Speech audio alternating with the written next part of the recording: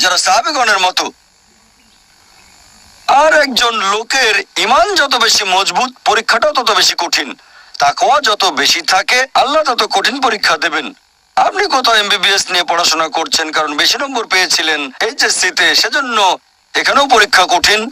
MBBS pass করাটাও বেশ কঠিন। তাহলে এখানেও নবী রাসূলগণের তাকওয়ার সাথে সাধারণ মানুষের তাকওয়ার কোনো তুলনায় হয় না। যেহেতু তারা ছিলেন নবী এবং রাসূল, তাই তাদেরকেও পরীক্ষা করা হয়েছে। কোন নবী রাসূলকে এই পরীক্ষা না নিয়ে ছেড়ে দেওয়া হয়নি। তাদের তাকওয়া লেভেল অনেক উপরে। নবী রাসূলকে অনেক বেশিবার পরীক্ষা করা হয়েছে সাধারণ মানুষের চেয়ে। আপনার বাচ্চা অনেক বেশি, অনেক কঠিন।